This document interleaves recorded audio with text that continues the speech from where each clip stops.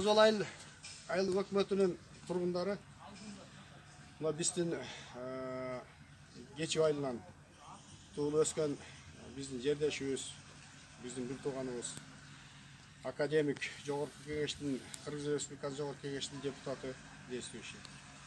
Мына жакында биз баарыбыз ушу жашоочулар, айыл өкмөт туугандар туура эмес чечим кылып үй камагына чыгарбастан Жогорку Кеңеш менен өкмөтү менен Жогорку Кеңеш менен сүйлөшпөстөн жана башка правоохранительдик органдардын баардыгы кеңешпестен ушу туура эмес статья коюп камап койгонуна нааразычылык билдирип атабыз. Ушул нааразычылыкты улуу урматтуу биздин президентибиз Садыр Нуркожоевич алда түшүнөт деп ойлойбуз. Талант Мамутов, Талант Турдуматович ал түшүнөт деп ойлойбуз. Жана башка мурданкы бирге иштеген депутаттар, кесиптештери алар түшүнөт деп ойлойбуз. Эми башка өлкөлөрдөн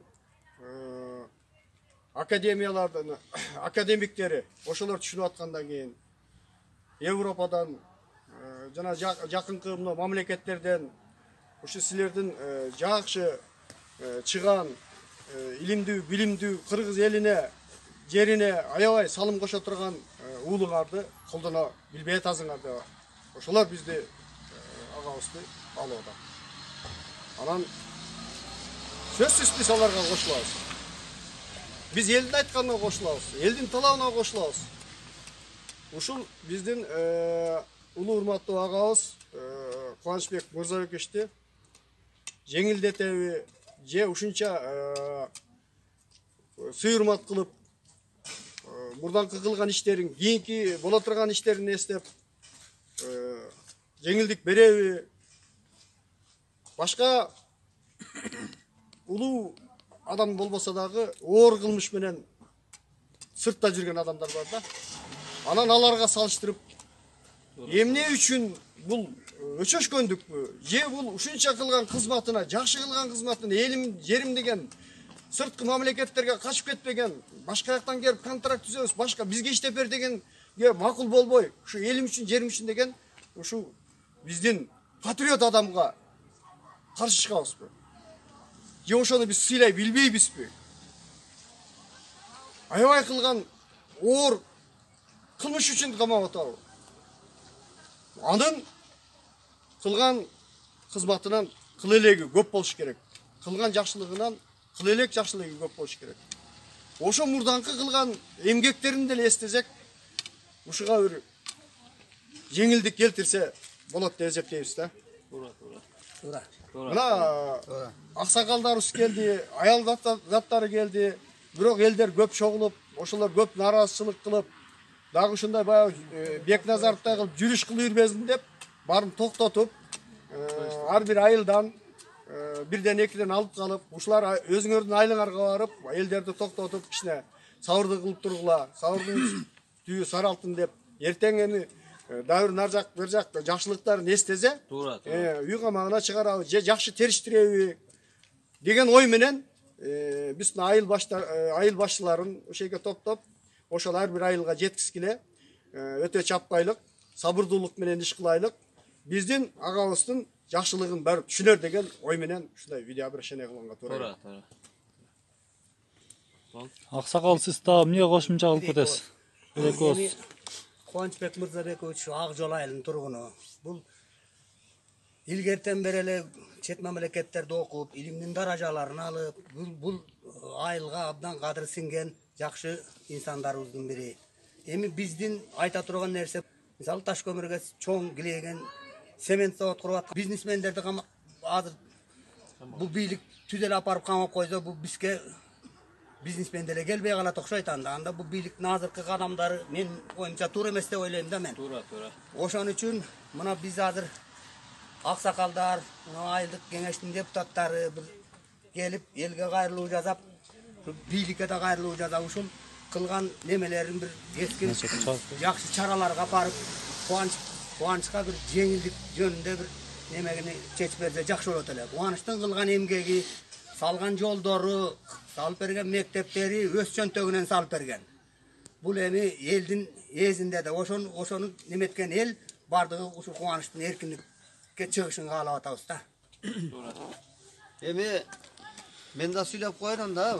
Кубанычбек Мырзабекович биз жакшы тааныйбыз, эң жакшы тааныйбыз. Мына биз азыр мынагу Ак Жол айыл өкмөтүнүн 8 айылынан келген өкүлдөрбүз. Ар жерде чогулуш кылып анан кийин ушу азыркы кышындагы мал чарбазында бардыктан убакытка байланыштуу ушу азыракына өкүлдөр келип сүйлөшүп атабыз. Эми мындай, Кубанычбек Мырзабекович доктор Наук канчалык илимдерди жактаган, анын артында канчалаган шайлоочулар бар, 10 миң, 20 миң шайлоочулар бар. Биз ошону ишенип, биз кылган эмгегин баалап анан депутат кылып шайлаганбыз. Акаевдин убагынан бери таза болуп, Акаев качып кеткенде качпаса ушул жерде тазалыгынан калган. Анан кийин Бакиевдин убагында эч нерсени таппаса, Атамбаевдин убагында эч нерсени таппаса, Жээнбековдин убагында эч нерсени таппай таза иштеп аткан адамды кандай бул туура эмес акыйкатсыз чечим чыкпай калыптыр. Эми дагы мындай. Ошол канчалар 4 президент өттү, таза иштеп, таза эмгектенип, эл жерине, Аксы элине, бүт жалпы Жалал Абад областына губернатор болуп иштеди. Анан кийин ушул өзүнүн мээнети менен кытайлыктардан инвестиция тартып, Кыргыз Республикасына эч бир тыйын албастан цемент завод, кирпич заводдорду куруп, элге жумуш орун менен камсыз кылып, налог төлөп аткан адамды алып барып туура эмес чечимди кылып камап койсо, ар бир адамга кемчилик болот. Бирок ошону туура териштирип, Садыр Нуркожоевичтен биз суранабыз. Туура чечим чыгарып, акыйкат изилдешин биз талап кылабыз. Туура. Кошулабыз. Кубанычбек Мырзабековичтин мындай камаганы мен акыйкатсыз деп эсептейм. Соттун чечими жок. Кылмышы аныкталбай туруп алып барып тыгып койгон. Бул баягы 36-37 жылдагы репрессияга окшошуп кетип атат. Биринчи кылмышын аныктаса, биз мындай коррупцияга каршы күрөшкө каршы эмеспиз. Бирок аны аныкташ керек, кылмыштарын такташ керек, анан кийин жазаласа болот. Тактабай туруп, кылмышын аныктабай туруп камап койгонго биз каршыбыз. Ушу биз урматтуу Садыр Нуркожоевичтен ушу биздин эмеге бир жардам кылып, акыйкат карайт деген ишеничтебиз. Бул жекеле өчөшкөндүк болуп атат. Мисалы үчүн Жумалиевке каршы мисалы үчүн жана Сыймыл Жапыкеев деген какой-то bir сотрудник прокуратурасы кой. Ал Сыймыл Жапыкеев ал Жумалиевдин чыпарына тең келбейт. Ал аны менен ат менен төдө айырмасы бар. Жумалиев ал доктор Наук болсо бүт дүйнө Европа таанып аткан.